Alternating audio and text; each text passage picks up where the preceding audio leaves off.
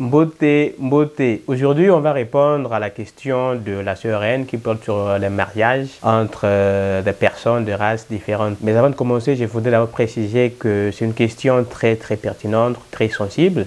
Il y a beaucoup de choses à dire là-dessus, mais par faute de temps, on va faire bref. Je voudrais également préciser que l'amour en lui-même n'a pas de couleur. Love has no color. Et l'amour no tiene color. Également, j'apprécie toutes les races du monde entier. J'apprécie la diversité culturelle. J'apprécie le brassage culturel.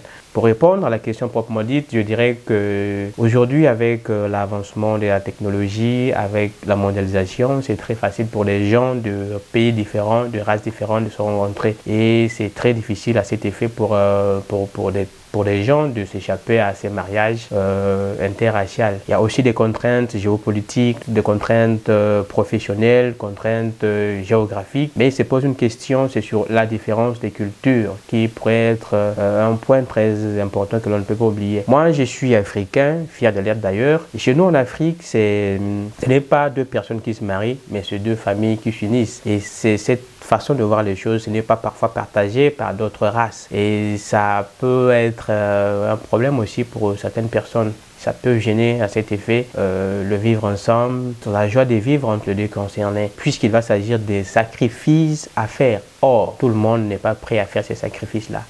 Donc, c'est pour dire que ce mariage-là, ça peut être possible, mais ce n'est toujours pas évident. Et les mariages aussi mixtes, on le sait jusqu'à preuve du contraire, jusque-là, le temps a prouvé que ce sont des mariages qui ont fait du bruit, alors que ce qui fait du bruit attire l'attention, et ce qui attire l'attention sort un peu de l'ordinaire. En ce qui me concerne, puisque je suis quelqu'un qui respecte l'autre dans sa grandeur, avec toutes ses valeurs et tout, je ne suis pas quelqu'un qui puisse réduire la liberté de tout le monde. Je préfère, pour des raisons linguistiques, culturelles et autres, je préfère encore que j'ai quelqu'un avec qui je peux comprendre, quelqu'un qui va vivre avec moi sans se sentir contraint de faire des choses à contre volonté.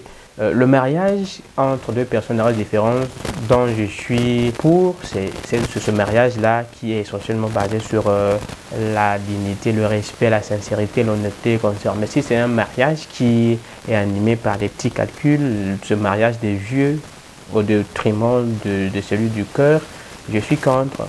Donc, en un mot, c'est pour dire que je préférais encore épouser quelqu'un avec qui je partage les mêmes valeurs, mêmes cultures et mêmes traditions pour ne pas me sentir prisonnier, esclave de ma propre vie, puisqu'il va s'agir de faire beaucoup de sacrifices sur différents angles de la vie. Aussi, pour la personne en face, je ne voudrais d'une façon ou d'une autre pas être la raison pour laquelle celle-ci va se sentir obligée de faire des choses qui puissent compromettre sa joie de vivre, sa liberté de penser, son bien-être, tout ce qui va avec, je vais dire. Merci d'avoir suivi la vidéo jusqu'à la fin. Tout ce que je te demande de faire, c'est de laisser ton avis en commentaire, dire ce que tu penses des relations interraciales.